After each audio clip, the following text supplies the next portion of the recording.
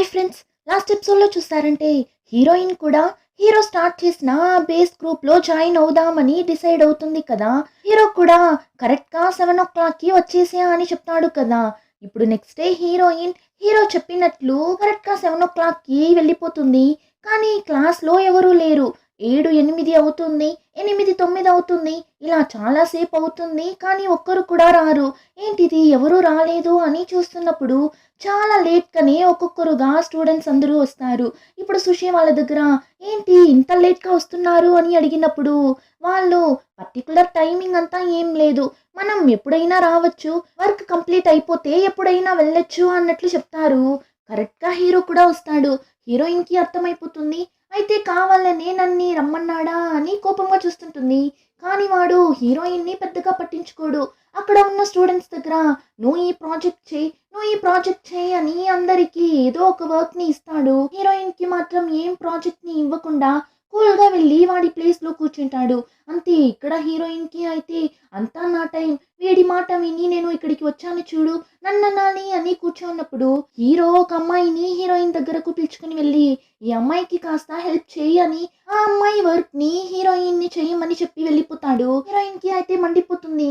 కానీ కంట్రోల్ చేసుకొని చెప్పిన వర్క్ ని చేసేసి ఇప్పుడు హీరో దగ్గరకు వెళ్ళి నువ్వు చెప్పిన వర్క్ ని నేను ఆ అమ్మాయికి చేసి చేశాను, కానీ ఇంకా తరువాత అనవసరంగా ఇలాంటి వర్క్ అంతా ఇవ్వకు, యూస్ఫుల్ గా ఏమైనా ఉంటే ఇవ్వు, అయినా మర్చిపోయావా ఏంటి, నువ్వే నన్ను ఇక్కడికి ఇన్వైట్ చేసింది అన్నప్పుడు హీరో ఓ అవునా అని హీరోయిన్ దగ్గరకు వెళ్ళి ఒకసారి అందరూ వినండి, నేను మన గ్రూప్కి ఒక ప్రిన్సెస్ని పిలుచుకొని వచ్చాను.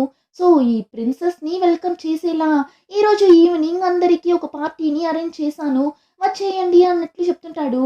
హీరోయిన్ అలానే ఒక లుక్ ఇస్తుంది. ఏమంతా చెప్తున్నాడు వీడు అని. ఇంకా ఆ రోజు ఈవినింగ్ పార్టీ కూడా స్టార్ట్ అవుతుంది. ఆ పార్టీ ఎక్కడ అని చూస్తే రెండే ఒక బార్లో తన బ్యాండ్ వాళ్ళతో పర్ఫార్మెన్స్ ఇస్తుంటుంది కదా, అక్కడే ఆ పార్టీ జరుగుతుంటుంది. అంతా బాగానే పోతుంటుంది. అప్పుడు హీరోయిన్ వాష్రూమ్కి వెళ్దామని వెళ్తున్నప్పుడు ఇద్దరు వేస్ట్ ఫెలో అబ్బాయిలు హీరోయిన్ దగ్గర ప్రాబ్లం చేస్తుంటారు. ఆ టైం అక్కడికి రెండి బ్యాండ్లో ఉన్న ఒక అబ్బాయి అటుపక్కగా రాగా వాడిప్పుడు సుషిని కాపాడటానికి ఆ రౌడీ అబ్బాయిలతో గొడవ పడతాడు. కానీ వాళ్ళు ఆ అబ్బాయిని కూడా కొట్టేస్తారు. ఫైనలీ హీరో ఆ ప్లేస్కి వచ్చి వాళ్ళందరినీ బాగా దంచి పెట్టుంటాడు. కానీ ఇదంతా ఆ బార్ లోపలనే జరుగుతుంటుంది. సో ఆ బార్ వాళ్ళు మా బార్లో వచ్చే గొడవ పట్టున్నారా అని అందరినీ పట్టి బయట తోసేస్తారు. రెండీ బ్యాండ్ని కూడా ఇక మీరు ఈ బార్కి రాకండి అన్నట్లు చెప్పేస్తారు. అంతే. రెండీ టెన్షన్ అయిపోతుంది.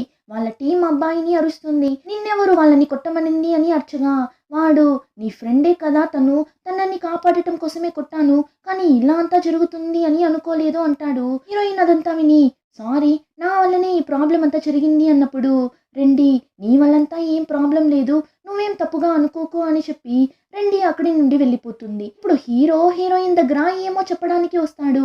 అంతలో హీరోయిన్ హీరోయిన్ ఇంకా కూడా హీరో మీద కోపంగానే ఉంది. సో ఇప్పుడు ఏమంటుంది, నీ గర్ల్ ఫ్రెండ్కి ఏమైనా హెల్ప్ చేయాలి అంటే నువ్వు హెల్ప్ చేయి, అంతే తప్ప నన్ను చేయమని చెప్పకు అని అక్కడి నుండి వెళ్తున్నప్పుడు హీరో హీరోయిన్ చేయిని పట్టి స్టాప్ చేసి ఏం చెప్తున్నావు నువ్వు అని అడుగుతాడు. హీరోయిన్ ఏం చేస్తున్నావు, నా చెయ్యి వదులు, ఆ తర్వాత నీ గర్ల్ ఫ్రెండ్ చూసి తప్పుగా అనుకుంటే ఎలా అంటుంది. వాడు నవ్వుతూ ఎవరు నా గర్ల్ ఫ్రెండ్, ఇదిగో తీసుకో అని హీరోయిన్ దగ్గర ఒక పెన్ డ్రైవ్ని ఇచ్చేసి వెళ్తుంటాడు. హీరోయిన్ నైట్ హాస్టల్కి వెళ్ళి ఆ పెన్ డ్రైవ్లో ఏముంది అని చూస్తుంది. అప్పుడే తెలుస్తుంది హీరోయిన్ దగ్గర ఆ అమ్మాయికి హెల్ప్ చేయి అన్నట్లు చెప్పేసి హీరో ఏం చేసింటాడు, హీరోయిన్ అద్దాల అమ్మాయి కోసం ఒక ప్రోగ్రామ్ని చేసిచ్చింటుంది కదా, హీరో కూడా రిజెక్ట్ చేసింటాడు. ఆ ప్రోగ్రాంలో ఏం మిస్టేక్ ఉంది అని డీటెయిల్డ్గా ఎక్స్ప్లెయిన్ చేసి ఒక పెన్ డ్రైవ్లో సేవ్ చేసి పెట్టి హీరోయిన్ దగ్గర ఇస్తాడు. హీరోయిన్ కూడా అయితే నా కోసమే నా పొద్దున్న నుంచి వర్క్ చేస్తూ నిన్నాడు అని హీరోయిన్కి హ్యాపీగా ఉంది. కరెక్ట్గా ఆ టైం హీరో దగ్గర నుండి మెసేజ్ వస్తుంది, రేపు మార్నింగ్ 7 o'clockకి వచ్చేసే అని. అప్పుడు హీరోయిన్ నేను నిన్ని నమ్మను అన్నప్పుడు హీరో నేను ఈసారి నిజంగానే చెప్తున్నా, రేపు 7 o'clockకి వచ్చేసే అని మెసేజ్ చేస్తాడు. ఇంకా నెక్స్ట్ డే హీరోయిన్ 7 కంతా క్లాస్కి వెళ్ళిపోతుంది. అలా వెళ్తే అక్కడ హీరో బాగా నిద్రపోతుంటాడు. ఏమంటే హీరో ఆల్మోస్ట్ అక్కడే వాడి టైంని స్పెండ్ చేస్తాడు, హాస్టల్కి పెద్దగా వెళ్ళడు. ఇప్పుడు వాడు అలా టయర్డ్గా నిద్రపోవడం చూసి హీరోయిన్ వాడి దగ్గరకు వెళ్ళి చూస్తుంటుంది.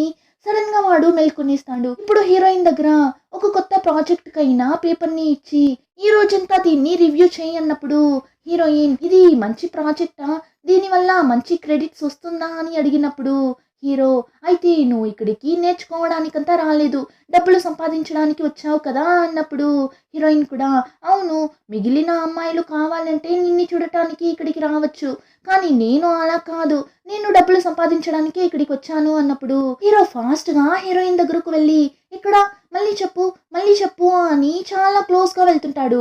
హీరోయిన్ భయపడి అలానే వెనకాల వెళ్తుంటుంది. అయినా వాడు దగ్గరకు వెళ్ళిపోతుంటాడు. స్టూడెంట్స్ అందరూ వచ్చే సౌండ్ వినిపించి హీరోయిన్ అందరూ వస్తున్నారు అని చెప్పి ఫాస్ట్ గా అక్కడి నుండి దూరంగా వెళ్ళిపోతుంది. కానీ ఆ టైం లోపలికి వచ్చిన వాళ్ళ క్లాస్మేట్స్ అందరూ హీరోయిన్ ఇలా క్లోజ్ గా నిల్చొండడం చూసేస్తారు. అందులోనూ ముఖ్యంగా అద్దాలమ్మాయి వాళ్ళు అలా క్లోజ్ గా నిల్చొండడం చూసేస్తుంది. అప్పుడే తన ఫేస్ ఒకలా డల్ గా అయిపోతుంది. ఇందులో హీరో అందరి ముందు హీరోయిన్ ని ప్రిన్సెస్ నువ్వు వచ్చి నా పక్కన కూర్చో, నేను జియాన్ మన ముగ్గురం కలిసి ఒక ప్రాజెక్ట్ ని చేయబోతున్నాం అని పిలుస్తాడు.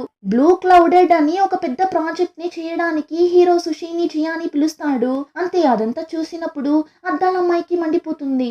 నేను స్టార్టింగ్ లో నుంచి ఈ గ్రూప్ లో ఉన్నాను, కానీ ఇప్పుడు వచ్చిన సుషికి మాత్రం అంత పెద్ద ప్రాజెక్టా అని అద్దాలమ్మాయి చాలా జెలస్ గా ఫీల్ అవుతుంది.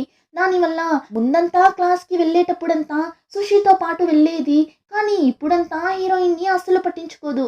అద్దాలమ్మాయి తనని అలా అవాయిడ్ చేయడం సుషికి బాధగా ఉంది. తను ఎందుకు అలా చేస్తుంది అని సుషికి బాగానే తెలుసు.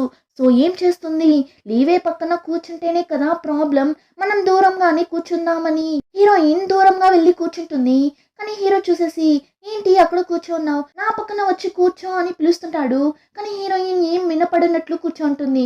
వాడు పిలిచి హీరోయిన్ రాకపోవడంతో ఇప్పుడు వాడే హీరోయిన్ దగ్గరకు వెళ్ళి ఏమో వర్క్ లో హెల్ప్ చేస్తున్నట్లు హీరోయిన్ దగ్గర నేను పిలుస్తున్నా కదా ఎందుకు రానంటున్నావు అని హీరోయిన్ దగ్గర చాలా క్లోజ్ గా నిలబడి మాట్లాడగా క్లాస్ లో ఉన్న అందరూ వాళ్ళిద్దరినే తిరిగి చూస్తుంటారు. అద్దాలమ్మాయికి అయితే హీరోయిన్ మీద ఇంకా ఎక్కువ కోపం వస్తుంది. ఇప్పుడు అలానే కట్ చేస్తే ఈవినింగ్ అవుతుంది. సరే ఇంటికి వెళ్దామని హీరోయిన్ హాస్టల్ కి వెళ్తుంటే హీరో పంపించినట్టున్నాడు. స్టూడెంట్స్ అందరూ ఆల్రెడీ వెళ్ళిపోయింటారు. కానీ హీరోయిన్ జియాన్ మాత్రమే ఇంకా కూడా అక్కడే ఉంటారు. ఏమంటే వీళ్ళ ముగ్గురు ఒకే ప్రాజెక్ట్ ని చేస్తున్నారు కదా. సో ఇప్పుడు హీరో మేమిద్దరం హాస్టల్ కి వెళ్ళే 1 వీక్ అవుతుంది, నువ్వు మాత్రం ఎక్కడ ఎస్కేప్ అవుతున్నావు, కూర్చొని ప్రాజెక్ట్ చేయి అని సుషిని అక్కడే కూర్చోపెట్టేస్తారు. ఇంకా హీరోయిన్ కూడా వేరే దారి లేక నైట్ అంతా మేల్కొని ఆ ప్రాజెక్ట్ ని చేస్తుంటుంది. మార్నింగ్ కూడా అయిపోతుంది. అంతే సుషి టయర్డ్ లో అక్కడే హీరో పక్కనే కూర్చొని బాగా నిద్రపోతుంటుంది. ఆ టైం క్లాస్ కి వచ్చిన అద్దాలమ్మాయి హీరోయిన్ అలా హీరో పక్కనే కూర్చొని నిద్రపోవడం చూసేస్తుంది. ఈ ప్రాబ్లం చాలదంటూ కొంతమంది అమ్మాయిలు ఆ గ్రూప్ లో హీరో కోసమే జాయిన్ అయింటారు కదా. అందులో ఒక అమ్మాయి హీరో దగ్గరకు వెళ్ళి నువ్వు నైట్ అంతా మేల్కొని వర్క్ చేస్తున్నావు కదా, ఇదిగో కాఫీ తీసుకో అని ఇస్తున్నప్పుడు చెయ్యి స్లిప్ అయి కాఫీ అంతా ల్యాప్టాప్ మీద పడిపోతుంది. అంతే వాడు వచ్చిన కోపానికి ఆ అమ్మాయిని అంతలా అరుస్తాడు. ఫస్ట్ నువ్వు ఇక్కడి నుండి వెళ్ళు అని గట్టిగా అచ్చగా అంతే పక్కన నిద్రపోతున్న సుషి ఉలికి పడి లేచి కూర్చుంటుంది. ఏమైంది, ఏం ప్రాబ్లం అని హీరోయిన్ అర్థం కాక చూస్తున్నప్పుడు హీరో ఉన్న కోపంలో ఇప్పుడు అద్దాలమ్మాయిని పిలిచి నువ్వు నిన్న చేసిన ప్రోగ్రాంలో అంతా మిస్టేకే ఉంది, ఏం చేసి పెట్టావు నువ్వు అని అందరి ముందు అర్చగా అద్దాలమ్మాయి కాస్త నెమ్మదిగా చెప్పొచ్చు కదా, ఎందుకు అలా అరుస్తున్నావు అని అడగ్గా వెంటనే హీరో ఈ చిన్న ప్రెషర్ని కూడా నువ్వు తట్టుకోలేకపోతే ఎందుకు నువ్వు ఈ గ్రూప్లో ఉన్నావు, నేను ఇక్కడ ఉన్న అందరి దగ్గర చెప్తున్నా, ఇలాంటి ప్రెషర్ని హోల్డ్ చేసుకోలేకపోతే మీరు ఇక్కడి నుండి వెళ్ళిపోవచ్చు అన్నట్లు అర్చగా అంతే అద్దాలమ్మాయి కోపంగా బ్యాగ్ని తీసుకొని అక్కడి నుండి వెళ్ళిపోతుంది. ఫ్రెండ్ అలా వెళ్ళిపోవడంతో హీరోని చూసి నువ్వెందుకు ఇలా చేస్తున్నావు, చాలా ఓవర్గా చేస్తున్నావు అని తన ఫ్రెండ్ని ఓదార్చడానికి వెనకాలే వెళ్తుంది. ఇప్పుడు ఆ అద్దాలమ్మాయిని స్టాప్ చేసి వాడి గురించి నీకు తెలుసు కదా, నువ్వు కోపగించుకోకు అన్నప్పుడు అద్దాలమ్మాయిని చూసారంటే అవునా, అయితే నేను ఈ గ్రూప్లో నుండి వెళ్ళిపోతున్నా, నువ్వు నా కోసం ఈ గ్రూప్లో నుండి వచ్చేస్తావా అని అడుగుతుంది. హీరోయిన్ అయితే ఎందుకు నువ్వు ఇప్పుడు ఇలా చెప్తున్నావు అని అడగ్గా వెంటనే అద్దాలమ్మాయి నాకు అప్పుడే తెలుసు నువ్వు ఆ రోజు ఆ ప్రాజెక్ట్ని చేసిందే ఆ లీవే దగ్గర మాట్లాడాలి అనే కదా, అందులోనూ నువ్వు ఈ గ్రూప్లోకి వచ్చిన కొన్ని రోజుల్లోనే నీకు పెద్ద ప్రాజెక్ట్ని ఇవ్వడం, వాడు నిన్ని అందరి ముందు ప్రిన్సెస్ అని పిలవడం, ఇంకా మీరిద్దరూ కలిసి కూర్చొని పని చేయడం, ఇదంతా చూస్తుంటేనే నాకు బాగా అర్థమవుతుంది అన్నట్లు ఆ అద్దాలమ్మాయి ఇష్టానికి మాట్లాడగా అంతే హీరోయిన్‌కి చాలానే బాధేస్తుంది. కోపం కూడా వస్తుంది. సో, ఇప్పుడు అద్దాలమ్మాయిని చూసి "నువ్వు ఎప్పుడైనా నన్ని ఒక ఫ్రెండ్‌గా అనుకున్నావా? ఇలా అంతా మాట్లాడుతున్నావు" అని ఏడుస్తూ అక్కడి నుండి వెళ్ళగా సుషి అలా ఏడవడంతో అద్దాలమ్మాయికి ఒకలా అయిపోతుంది. సో, తను ఇప్పుడు ఏడుస్తూ సుషి చెయ్యిని పట్టుకొని "సారీ నేను ఇలా అంతా మాట్లాడిండకూడదు. కానీ నేనేం చేసేది? నువ్వు చూడటానికి అందంగాను ఉన్నావు. చదువుతావు. స్మార్ట్‌గాను ఉన్నావు. సో, అన్నీ నీకు ఈజీగా దొరుకుతుంది. అదంతా చూసినప్పుడు నాకు జెలస్‌గానే కదా ఉంటుంది" అన్నప్పుడు హీరోయిన్ "ఫ్రెండ్స్ మధ్యలో జెలస్ ఎందుకు" అని చెప్పగా అద్దాలమ్మాయి కూడా "అవును. నువ్వు చెప్పింది కరెక్టే. నాకే కళ్ళు కనిపించలేదు. అంత పొగరు పట్టిన ఒక అబ్బాయి నాకెందుకు నచ్చాడు అని తెలియడం లేదు. కానీ ఇప్పుడు నేను మేల్కొన్నా. నాకు వాడు నచ్చలేదు. నీకు నచ్చాడు అంటే నువ్వు వాడిని లవ్ చేసుకో" అన్నప్పుడు నేనెందుకు వాడిని లవ్ చేస్తాను? నాకు వాడంటే ఇష్టం లేదు అంటుంది. అద్దాలమ్మాయి నిజమా? అన్నప్పుడు అవును నిజంగానే చెప్తున్నా. వాడిని లవ్ చేసే అమ్మాయి ఖచ్చితంగా పిచ్చిదే అయ్యుంటుంది అని కాసేపు ముందు గొడవ పడిన ఇద్దరు ఇప్పుడు అంతలా నవ్వుతుంటారు. ఒక చిన్న మిస్‌అండర్‌స్టాండింగ్ వల్ల ఇద్దరు చిన్న పిల్లల్లా గొడవ పడ్డారు. కానీ కాసేపట్లోనే కలిసిపోయారు. సో, ఇప్పుడు ఇద్దరు చేతులు పట్టుకొని మళ్ళీ జంటగా క్లాస్‌కి వెళ్ళగా జియాన్ చూసేసి "ఓహ్! అంతలో కలిసిపోయారా? మీ అమ్మాయిల్ని అస్సలు అర్థం చేసుకోలేము" అన్నట్లు వాళ్ళ మీద ఫన్ చేస్తుంటాడు. ఇక హీరో, హీరోయిన్, జియాన్ ముగ్గురు కలిసి ఒక ప్రాజెక్ట్ చేస్తున్నారు కదా! సో, హీరోయిన్, జియాన్ ఇద్దరు ఆ ప్రాజెక్ట్‌కైనా వెబ్‌సైట్‌ని రెడీ చేసి ఇది ఓకేనా అని హీరో దగ్గర చూపించగా వాడు చెక్ చేసి చూసి ఓకే. ఈ వెబ్‌సైట్‌ని పెట్టుకుందాం అన్నట్లు చెప్పేస్తాడు. హీరోయిన్ అయితే ఇంత త్వరగా ఒప్పుకోడే అని హీరోని ఒకలా చూస్తూ నిల్చుంటుంది. ఇంకా నెక్స్ట్ డేనే ఆ ప్రాజెక్ట్ ప్రెజెంటేషన్ ఇవ్వడానికి వెళ్తారు. హీరో, జియాన్ మాత్రమే వెళ్తారు. హీరో ఇంకా రాలేదు. సో, హీరోయిన్ జియాన్ దగ్గర "లీవే ఎక్కడ?